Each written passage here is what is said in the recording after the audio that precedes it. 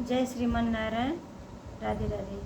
आज मैं आप लोगों को एक मुंशी प्रेमचंद की कहानी सुनाने वाली हूँ जिसका नाम है कफन।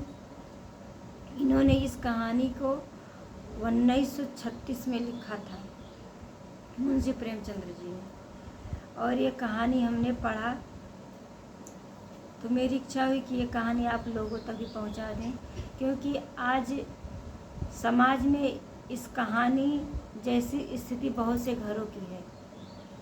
तो इसलिए हम ये कहानी के द्वारा आप लोगों तक समाज की बातें पहुंचा रहे हैं। आप लोग भी इस कहानी को सुनिए। इस कहानी का नाम है कफन।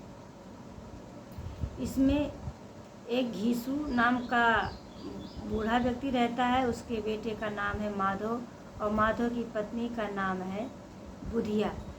ये दोनों बाप बेटे बड़े आलसी हैं, कोई भी काम करना नहीं चाहते हैं और दारू शराब का नशा भी करते हैं। और घर में कमाने वाली एक बहू बुधिया रहती है। बुधिया गर्भवती हो जाती है और एक समय आ जाता है बच्चे के जन्म का।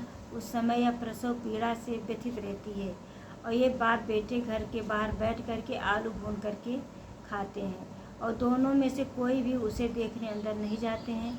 वो सोचता है कि मैं चला जाऊंगा तो ये आलू ज़्यादा खा लेगा, वो सोचता है मैं चला जाऊंगा तो ये आलू ज़्यादा खा लेगा। इस चक्कर में वो दोनों अंदर देखने नहीं जाते हैं और उसके मरने का इंतज़ार करते हैं। अनंतो गत्वा बुधिया जो प्रसव पीड़ा में तड़प तड़प करके अपना दम तोड़ देती है, उसके साथ उसका बच्चा भी उसके पेट में मर जाता है। और ये दोनों बाप बेटे नहीं जाते हैं उसको देखने। सुबह के समय जब ये जाते हैं तो मृत अवस्था में उसको पाते हैं। इन लोगों के पास इतना पैसा नहीं रहता कि उसके लिए कफन ले आए। कफन के लिए ये लोग गांव के लोगों के समक्ष जाते हैं और जो बुधिया का ससुर जो रहता है घीसू, वो सबको जो है दुखी कर लेता है। अपनी स्थिति को बताकर रोगा करके सब लोग उसको पैसा चंदा के रूप में देते हैं। 5 रुपये इकट्ठा करते हैं दोनों। उसके बाद ये दोनों बाज़ार जाते हैं तो ये दोनों के मन में विचार आता है कि जिसको जिंदा जान एक चिथड़ा पहनने को नहीं मिला, उसे मरने के बाद कफन की क्या ज़रूरत है, ये पैसा फालतू क्यों खर्चा करूं। यह सोच कर ये दोनों क्या करते, चले जाते हैं मदिरालय। वहाँ पर जाके शराब पीते हैं जम करके और पकौड़ी पूड़ी कचौड़ी खूब खाते हैं। और जो उनसे खाने से बचता है वहाँ एक भिखारी बैठा रहता भूखा, उसे भी खिला देते हैं। और ये दोनों वहाँ से चले आते हैं नाचते गाते हुए और सड़क पर गिर जाते हैं। यह कहानी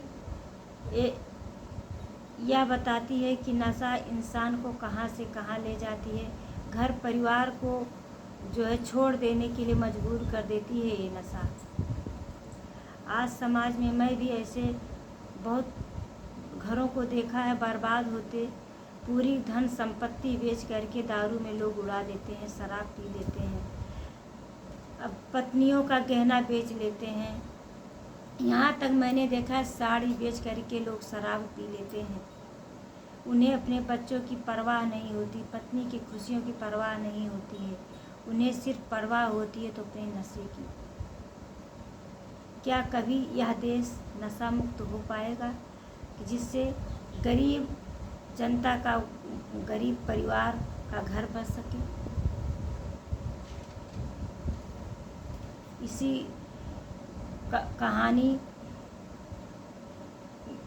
आप लोग को कैसे लगी ये कहानी, आप लोग कमेंट में ज़रूर लिखिए और मेरे चैनल को सब्सक्राइब करें, लाइक करें, कमेंट करें। इसी के साथ फिर मिलते हैं अगले किसी कहानी में, नई कहानी के साथ। इसी के साथ सभी लोगों से जय श्रीमन नारायण। राधे राधे।